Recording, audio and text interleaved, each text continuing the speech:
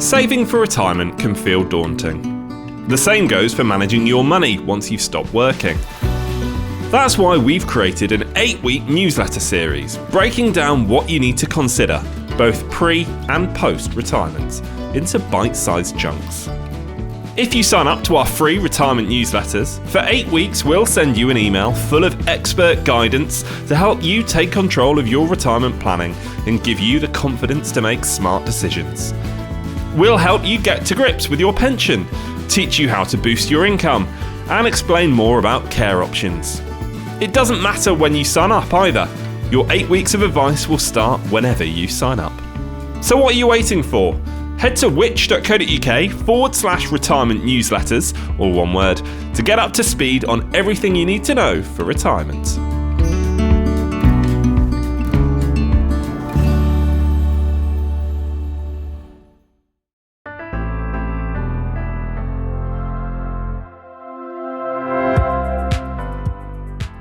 Hello and welcome to the Which Money Shorts podcast. I'm James Rowe in for Lucia Ariano, here to bring you a taste of some of the best money advice taken straight from the Which Money magazine.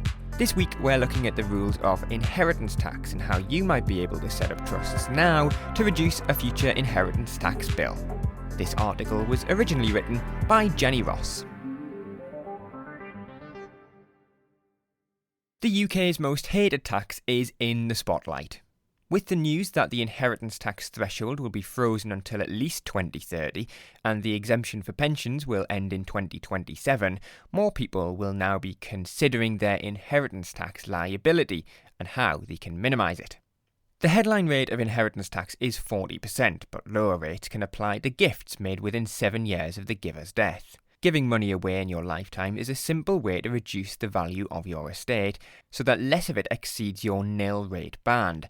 So that's £325,000 per person, plus £175,000 if you're leaving your main home to children or grandchildren. But if your estate is worth more than £2 million, you'll start to lose some of that allowance. You can inherit your spouse's allowances tax-free, meaning couples leaving their home to children or grandchildren can leave up to £1 million with no inheritance tax to pay. Pensions are currently exempt from inheritance tax, but from 2027, they will form part of your estate when inheritance tax is calculated. Gifts that exceed your various allowances, including the £3,000 main gift allowance, may be subject to inheritance tax if you die within 7 years of making them. But what if you're reluctant to pass on large sums now, perhaps because you want to wait until the beneficiary is older? This is where setting up a trust can be worthwhile. It's common to see trusts promoted as a way to mitigate an inheritance tax bill, but their tax advantages are often overstated and misunderstood. Let's explain how some of the most common types of trust work and the tax implications you need to consider. A trust is a legal arrangement that lets you control how your assets are passed on. The person setting up the trust, or the settlor, decides how the assets should be used, but the trustees are the legal owners. There are various types of trust, most of which need to be registered with HMRC, and tax rules differ between them. It's crucial to bear in mind that for inheritance tax purposes, the act of placing assets into a trust is treated in the same way as making a gift. In other words, the assets could be subject to inheritance tax if you die within 7 years. If you live for longer than that, it falls outside of your estate for inheritance tax purposes. Putting assets such as shares or property into trust or taking them out of a trust can also trigger a capital gains tax bill if they have increased in value. If you place more than £325,000 into a trust, you'll face an immediate tax charge of 20% on the excess amount.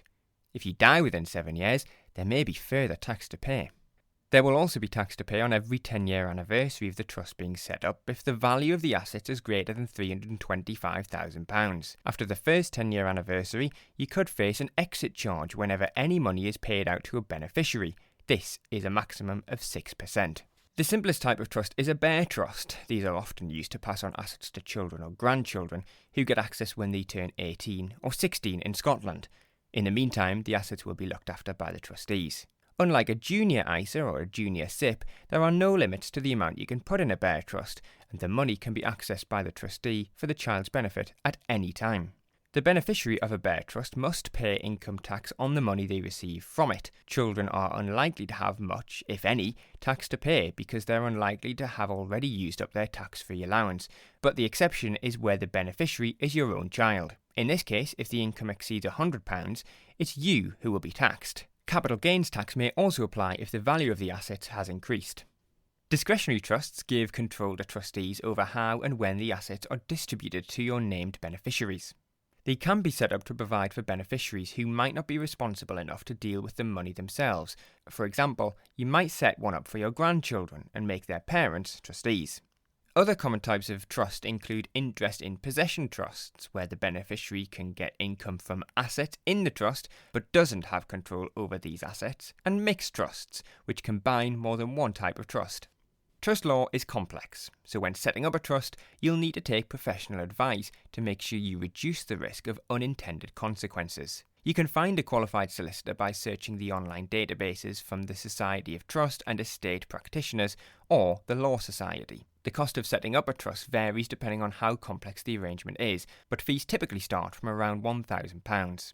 If you know your estate will incur an inheritance tax bill and want to make sure your loved ones can easily cover the cost, you can take out a whole-of-life insurance policy and have it put in a trust. Doing so means your loved ones will receive the payout when you die without having to wait for it to go through probate. This money won't usually be included as part of your estate for inheritance tax purposes. The premiums you pay will depend on your age, health, and the amount of cover you want. They can either be guaranteed, where they'll remain fixed throughout the duration of your policy, or reviewable, where they can be hiked as you get older.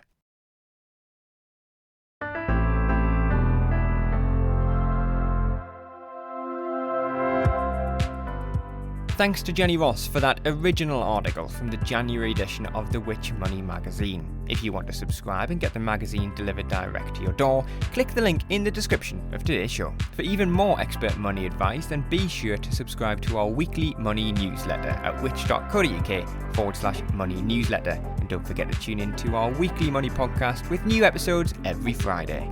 This episode was produced and edited by Ramana Yassin. I'll see you next time. Goodbye.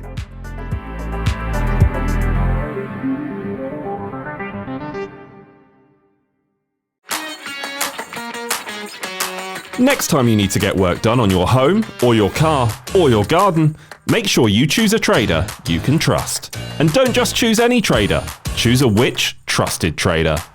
Our trading standards professionals only endorse traders who've passed our rigorous assessment that includes credit reports, customer satisfaction surveys, reference checks, and interviews. When we say a trader's good enough to display our Which trusted trader logo, you can trust us. But don't take our word for it. Search Which Trusted Traders online to see our directory of around 4,000 traders. Every customer review you read there is verified genuine by our moderators, so you can choose with confidence. To find a local trader you can trust, search Which Trusted Traders or go to which.co.uk/traders. That's which.co.uk/traders. Everybody needs a trader they can trust.